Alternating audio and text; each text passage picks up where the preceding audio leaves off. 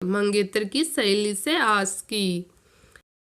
पारस और दिव्या की सगाई के 10 दिन बाद पारस ने दिव्या से मिलने के लिए कहा। दिव्या परिवार की इजाजत लेकर उससे मिलने गई, मगर आस्था भी उसके साथ गई, क्योंकि दिव्या की माँ उसे अकेले नहीं जाने देना चाहती थी। पारस आस्था को देखता ही रह गया।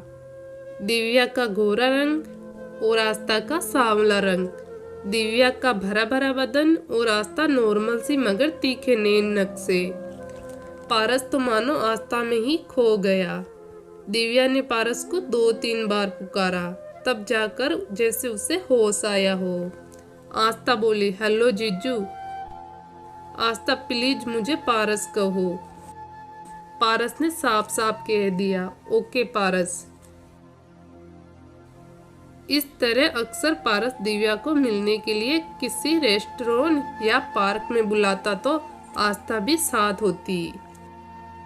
वे दिव्या की बेस्ट फ्रेंड जो थी। एक दिन आस्था को बुखार था। दिव्या के साथ उसका छोटा भाई गया। पारस ने आते ही पूछा, दिव्या आज आस्था क्यों नहीं आई? उसे बुखार है। ये सुनकर पारस का चेहरा उतर गया।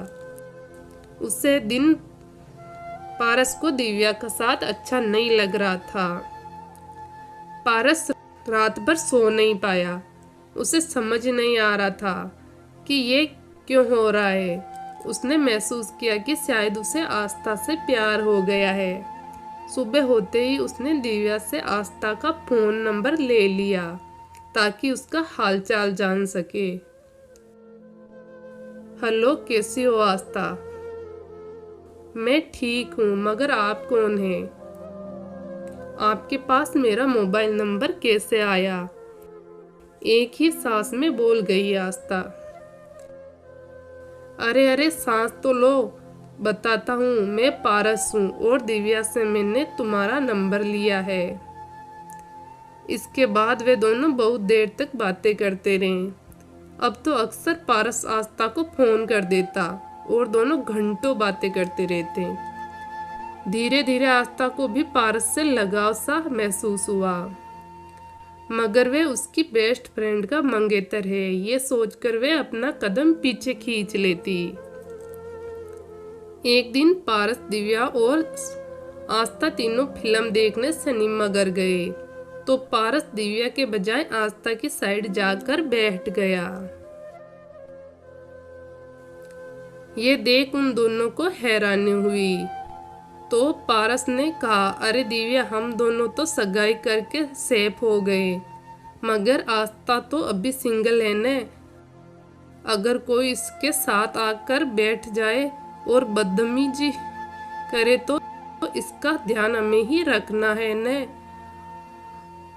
एक तरफ तुम बैठो और एक तरफ मैं। फिल्म देखने के दौरान पारस ने 1-2 बार आस्था को छू लिया और सॉरी कह दिया कि वे भूल गया था कि उसके साथ वाली सीट पर दिव्या नहीं बल्कि आस्था बैठी है। आस्था और दिव्या ने इसे नॉर्मल लिया। आखिरकार शादी वाला दिन भी आ गया। दोनों घरों में शादी की तैयारियां चलने लगी। दिव्या बहुत खुश थी, मगर पारस को जैसे कोई कमी महसूस हो रही थी। उसके चेहरे से वह खुशी नहीं छलक रही थी जो दिव्या के चेहरे पर थी। शादी हुई। दिव्या और पारस की घरगृहस्थी की गाड़ी चल पड़ी। इसके बावजूद पारस और आस्था को चैन नहीं था। दोनों अक्सर घंटों फोन पर बातें करते, कभी दिव्या के सामने तो कभी दिव्या से चोरी छिपे। इसी बीच दिव्या के पैर भारी हो गए। परिवार के सब लोग बेहद खुश थे। पारस की मम्मी नहीं थी। परिवार के नाम पर पारस और उसके पापा ही थे। दिव्या की तबीयत अक्सर खराब रहने लगी, तो उससे की देखभाल के लिए पारस कभी कभी आस्था से आने को कह देता, क्योंकि दिव्या की मम्मी नौकरी के चलते नहीं आ सकती थी। आस्था भी पारस की नज़दीकियां तो चाहती ही थी, फिर ये तो सोने पर सुहाग हो गया। पारस को भी मनचाही मुराद मिल गई। दिव्या तो अपने कमरे में रहती, इसलिए पारस रसोई घर में किसी न किसी बहाने जाता और आस्था के आसपास मंडराता। साथ ही कभी कभी उससे छू लेता था। अब आस्था को भी पारस का ऐसे छूना अच्छा लगता। वे कुछ नहीं कहती तो पारस की हिम्मत बढ़ जाती।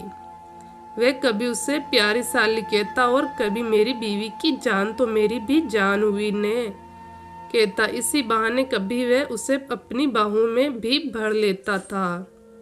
अब तो आस्था का वहां आना जाना लगा रहता। आज दिव्या को 9वां महीना लग गया तो पारस ने कहा, दिव्या अब हमें आस्था को बुला लेना चाहिए, डिलीवरी कभी भी हो सकती है। नहीं, हमें हर समय आस्था को क्यों परेशान करे। और अब तो मुझे भी डॉक्टर ने थोड़ा चलने को कहा है ताकि डिलीवरी और आसान हो जाए। जिस दिन अस्पताल जाना होगा तब उसे बुला लेंगे, आपका और पापा का ख्याल रखने के लिए। पारस बेसब्री से डिलीवरी के दिन का इंतजार कर रहा था। इधर आस्था भी बड़ी बेकरार थी। जल्दी ही वह समय भी आ गया जिसका दो मुख प्रेमी बेसब्री से इंतजार कर रहे थे। दिव्या को अस्पताल छोड़कर पारस आस्था को ले आया। सभी अस्पताल पहुंच गए।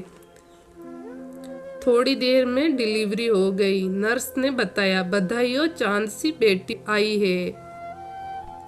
सभी बहुत खुश थे। दिव्या की देखभाल का जिम्मा अस्पताल वालों का था, इसलिए किसी को भी अस्पताल में ठहरने के लिए मना कर दिया गया। सब घर चले गए, खाना खाया और सो गए। मगर दो जवान दिल तेजी से धड़क रहे थे। पारस आस्था के कमरे में आ गया। वह अभी सोई नहीं थी। नींद उन दोनों की आंखों से कोसों दूर थी। आओ देखा ने ताओ तपते जिस्म एक दूजे में समाने को तड़प उठे, लिपट गए एक दूसरे से। आस्था के लरजते होठों ने छू लिया पारस के होठों को तो मानो एक जलजाता आ गया हो और वो हो गया जो नहीं होना चाहिए था। इसके बाद तो यह सिलसिला रोज चलता रहा। दिव्या के घर आने के बाद जब आस्था वापस चली गई तब भी यह सिलसिला चलता रहा। तब ये मिलन किसी होटल के कमरे में होता। इधर जब दिव्या की बेटी पैदा हुई तो तारा डूबा था, इसलिए अंधविश्वास के चलते उसका नामकरण 2-3 महीने तक नहीं हो सकता था। आज दिव्या की बेटी का नामकरण संस्कार था। उसने आस्था को भी बुलाया था, लेकिन वे आस्था को देखकर हैरान थी क्योंकि उसका बड़ा हुआ पेट एक अलग ही कहानी कह रहा था। मैं उम्मीद करती हूँ कि आपको मेरी ये कहानी पसंद आई होगी, और अगर आपने अभी तक वीडियो को लाइक शेयर नहीं किया है तो प्लीज़ एक लाइक कर देवे और साथ ही चैनल को सब्सक्राइब कर देवे। और आपको मेरी ये प्यारी सी कहानी कैसी लगी कमेंट बॉक्स में ज़रूर बतावे।